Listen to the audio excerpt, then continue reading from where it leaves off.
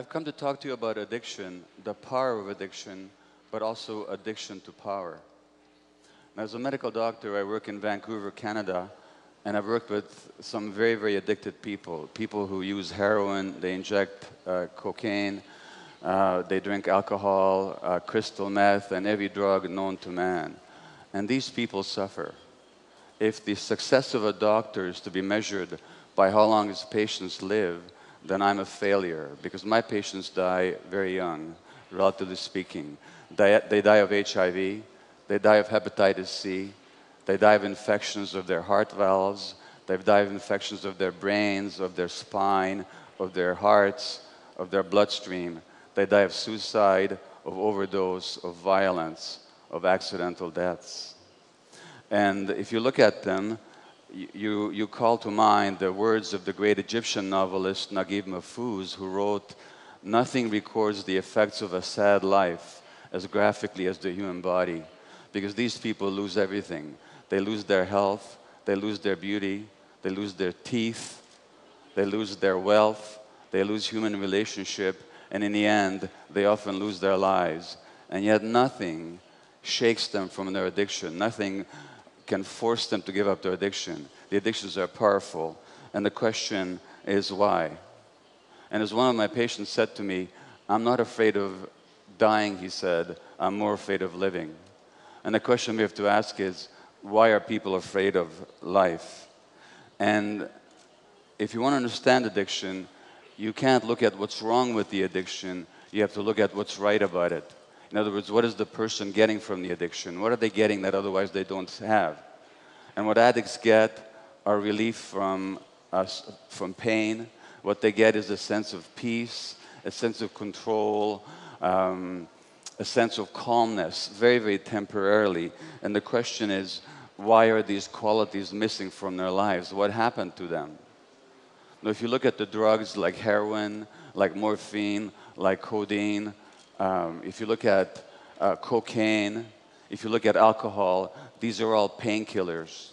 One way or another, they all soothe pain. And that's what the real question in addiction is, not why the addiction, but why the pain. Now, I just finished reading the biography of Keith Richards, the guitarist for the Rolling Stones. And as you probably know, everybody's still surprised that Richards is still alive today, because he was a heavy-duty heroin addict for a long time. And in his biography, he writes that the addiction was all about looking for oblivion, looking for forgetting. He said, the contortions that we go through just not to be ourselves for a few hours. And I understand that very well myself, because I know that discomfort with myself. I know that discomfort being in my own skin. I know that desire to escape from my own mind. The great British psychiatrist R.D. Lang said that there are three things that people are afraid of. They're afraid of death, of other people, and their own minds. And for a long time in my life, I wanted to distract myself from my own mind, because I was afraid to be alone with it. And how would I distract myself? Well, I've never used drugs, but I've distracted myself through work and throwing myself into activity. And I've distracted myself through shopping. In my case, for classical compact music, classical compact discs. But I've been a real addict that way. One week I spent $8,000 on the classical compact discs, not because I wanted to, but because I couldn't help going back to the store. And as a medical doctor, I used to deliver a lot of babies. And once I left a woman in labor in hospital to get a classical piece of music. And I still could have made it back to the store, to the hospital on time. But once you're in the store, you can't leave, because there are these evil classical music dealers in the aisles, you know, who, hey buddy, have you listened to the latest Mozart symphony cycle? You haven't? Well, so I missed the delivery of that baby. And I'd come home and I lie to my wife about it, like any addict. I would lie about it. And I would ignore my own children because of my obsession with work and with music. So I know what that escape from the self is like. And my definition of addiction is any behavior that gives you temporary relief, temporary pleasure, but in the long term causes harm, has some negative consequences, and you can't give it up despite those negative consequences. And from that perspective, you can understand that there's many, many addictions. Yes, there's the addiction to drugs, but there's also the addiction to consumerism. There's the addiction to sex, to the internet, to shopping, to food. The Buddhists have this idea of the Hunky Ghosts. The Hunky Ghosts are creatures with large empty bellies and small scrawny necks and tiny little mouths, so they can never get enough. They can never fill this emptiness on the inside. And we all hungry ghosts in this society. We all have this emptiness. And so many of us are trying to fill that emptiness from the outside. And the addiction is all about trying to fill that emptiness from the outside. Now, if you want to ask the question of why people are in pain, you can't look at their genetics. You have to look at their lives. And in the case of my patients, my highly addicted patients, it's very clear why they're in pain, because they've been abused all their lives. They began life as abused children. All the women I worked with over a 12-year period, hundreds of them, they had all been sexually abused as children. And the men had been traumatized as well. The men had been sexually abused, neglected, physically abused, abandoned, and emotionally hurt over and over again. And that's why the pain. And there's something else here too. The human brain itself, as you heard already, develops an interaction with the environment. It's not just genetically programmed. So the kind of environment that a child has will actually shape the development of the brain. Now, I can tell you about two experiences with mice. You take a little mouse and you put food in his mouth, and he'll eat it and enjoy it and swallow it. But if you put the food down a few inches away from his nose, he will not move to eat it. He will actually starve to death rather than eat. Why? Because genetically, they knocked out the receptors for a chemical in the brain called dopamine. Dopamine is the incentive motivation chemical. Dopamine flows whenever we're motivated, excited, vital, vibrant, curious about something, when we're seeking food or a sexual partner. Without the dopamine, we have no motivation. Now, what do you think the addict gets? When the addict shoots cocaine, when the addict shoots crystal meth, or almost any drug, they get a hit of dopamine in their brain. And the question is, what happened to their brains in the first place? Because it's a myth that drugs are addictive. Drugs are not by themselves addictive, because most people who try most drugs never become addicted. So the question is, why are some people vulnerable to be addicted? Just like food is not addictive, but to some people it is. Shopping is not addictive, but to some people it is. Television is not addictive, but to some people it is. So the question is, why the susceptibility? There's another little experiment with mice where infant mice, if they're separated from the mothers, will not cry for their mothers. Now, what would that mean in the wild? It means that they would die, because only the mother protects the child's life and nurtures the child. And why? Because genetically, they knocked out the receptors, the chemical binding sites in the brain for endorphins. And endorphins are our indigenous morphine-like substances. Endorphins are our own natural painkillers. And what morphine, or what endorphins also do, they make possible the experience of love. They make possible the experience of attachment to the parent and the parent's attachment to the child. So these little mice without endorphin receptors in their brains will actually not call for their mothers. In other words, the addiction to these drugs, and of course the heroin and the morphine, what they do is they act on the endorphin system. That's why they work. And so the question is, what happens to people that they need these chemicals from the outside? Well, what happens to them is when they're abused as children, those circuits don't develop. When you don't have love and connection in your life, when you're very, very young, then those important brain circuits just don't develop properly. And under conditions of abuse, things just don't develop properly, and their brains then are susceptible when they do the drugs. Now they feel normal, now they feel pain relief, now they feel love. And there's one patient said to me that when I first did heroin, she said, it felt like a warm, soft hug, just like a mother hugging a baby. Now,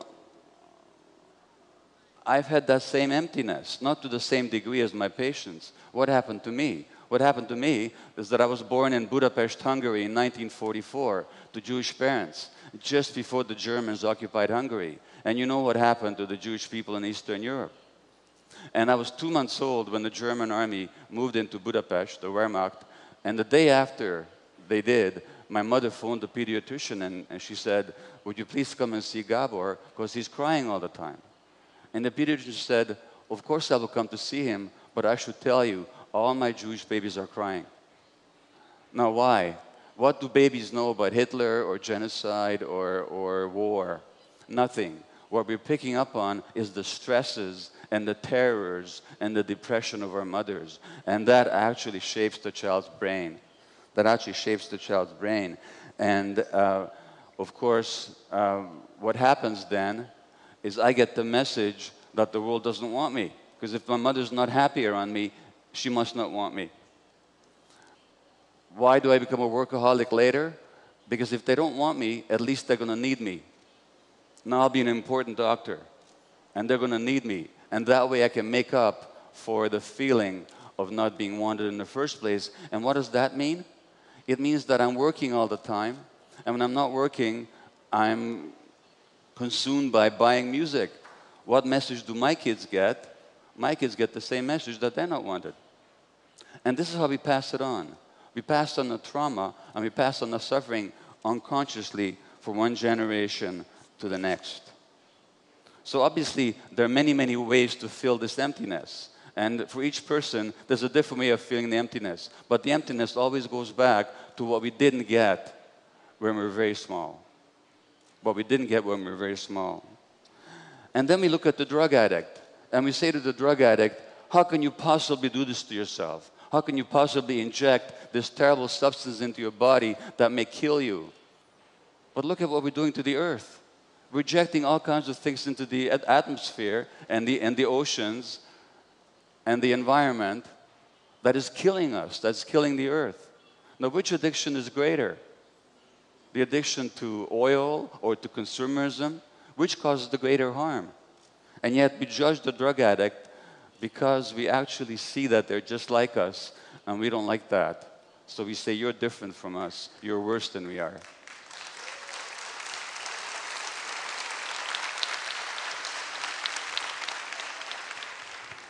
On the plane to Sao Paulo and Rio de Janeiro, I was reading the New York Times on June the 9th, and there was an article about Brazil. And the article was about a man called Nigio Gomes, a leader of the Guarani people in the Amazon, who was killed last November.